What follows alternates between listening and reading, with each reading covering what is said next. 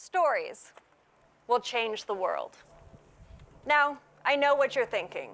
Is this woman really standing in front of you, telling you something as frivolous as stories is the key to solving some of the world's largest problems? Yes, I am. I'm Dani Hedlund, and I'm the founder and CEO of Brink Literacy Project. And I don't say that stories will change the world lightly. This was an incredibly difficult situation for us to come to grips with, and there's no better place to face difficult decisions than in a max security prison. Prisons are one of those really unique bipartisan issues that we can all agree just isn't working. It's not just that we're hemorrhaging resources at an astronomical rate, spending more than $182 billion a year. It's that the bulk of the population in a prison isn't new people committing crimes, it's reoffending. Which means that the system is failing at its core function, to prevent crime, to rehabilitate. Instead, we have created an expensive and ineffective revolving door that very few people escape. But why? Why do we literally have a captive audience, and we cannot help these people gain the skills they need to get out and stay out? Well, when this question was proposed to us 7 years ago, we were so sure we knew the answer. One look at the low functional literacy rates in prisons, and we knew it was a key factor. You see, literacy isn't just the gateway to all education. It's the gateway to simply functioning in society, from being able to read a bus schedule to filling out a job application. And we knew if we could close this opportunity gap, we could help our students live fulfilling and productive lives on the outside. If we could get them engaged. So we rejected all the old stodgy programs that no one wanted to go to, and we spiced things up. We built courses on the most checked out books in a prison library, which are comics. And really, when you think about it, this makes pretty good sense.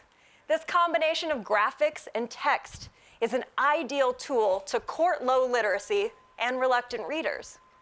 But more than that, we were meeting our students where they were already at, engaging them with something they already cared about.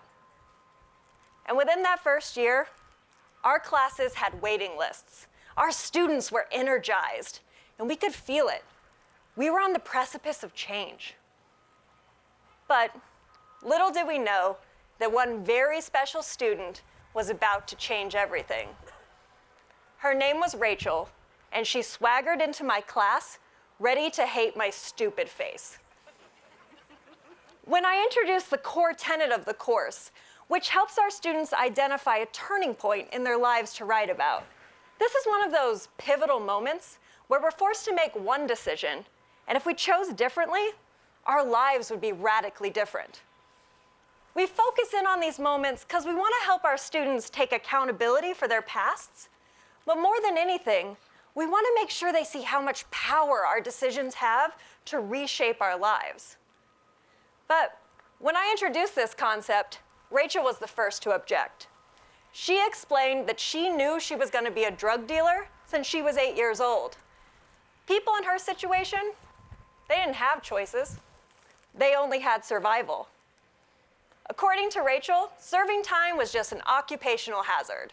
If you're a businessman, she explained, you take a lot of work trips. If you're a housewife, you're covered in flour. And well, you deal heroin, you go to prison from time to time. This sort of practical mindset extended to her entire profession. Ever the economist, Rachel rejected the idea that she should even be incarcerated. She believed that dealing heroin, and all drugs for that matter, was a victimless crime. She was just giving people what they wanted. This is what she was good at. This is what she was good for. Good for. Man, I'll never forget the way that she worded that. Because in that simple phrase, I realized how much I had in common with Rachel. You see, I know what it's like to grow up in a world saturated in drug abuse. I know what it's like to be told my entire life that I was worthless, that I was stupid, that I would end up an addict just like my father, that no matter how much work I put into anything, it would never amount to anything. I know how easy it is to start believing those words, to let them define who I was. But unlike Rachel, I had found a way out. I had found my turning point. For me, that change was a quiet one. Soft steps onto the ratty carpet of my small town library, the dusty smell of old books, and the discovery of all the worlds that lay within them.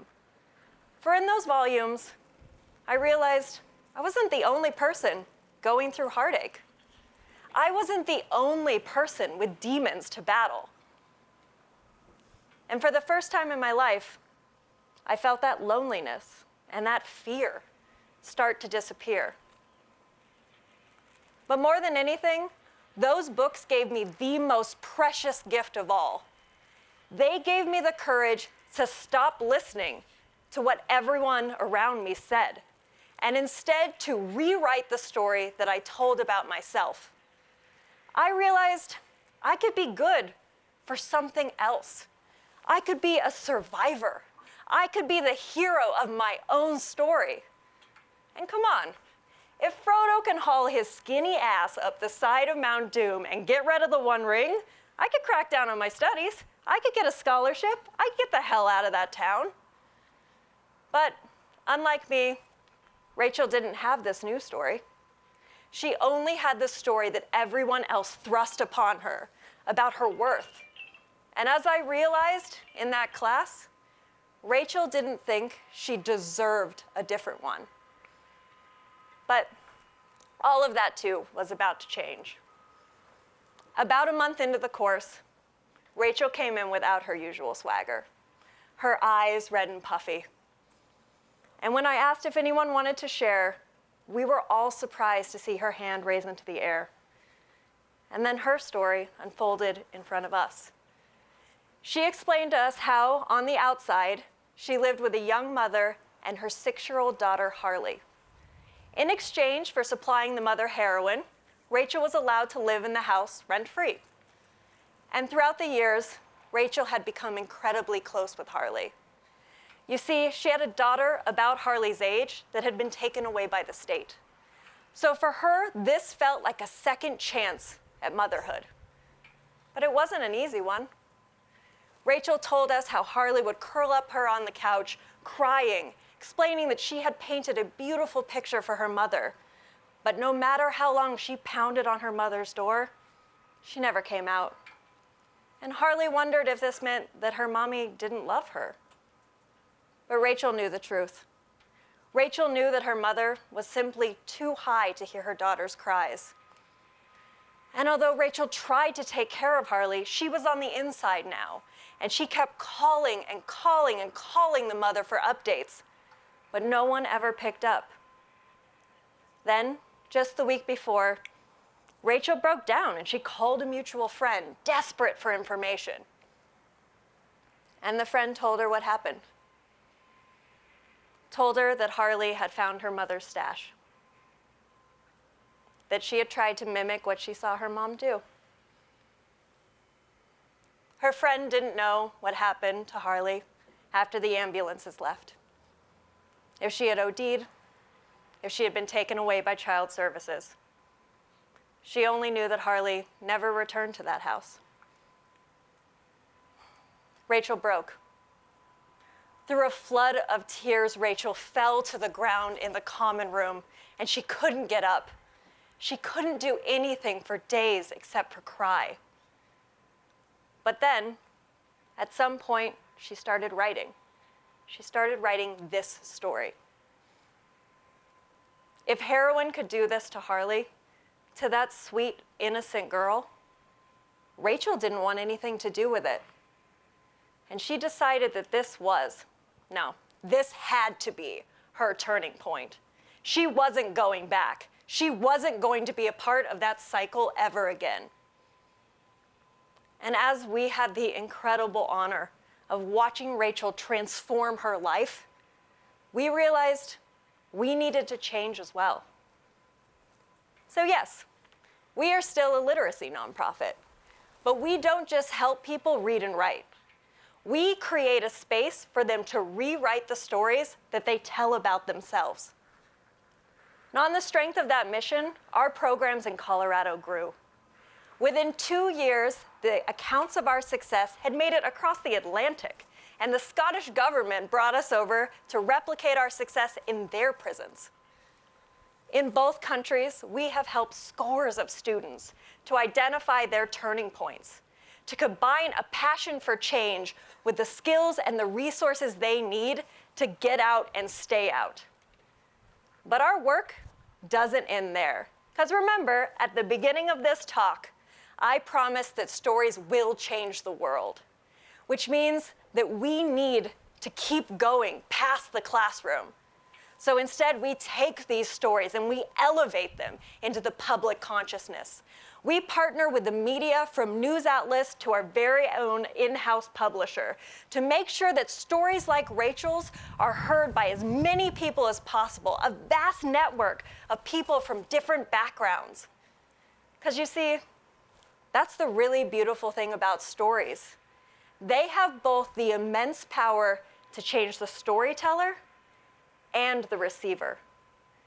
And by getting more and more people just like you, to hear these stories, to humanize this population, to elevate this topic, we can ensure that we are not just helping our students discover their turning points, but we're helping all of us as a society.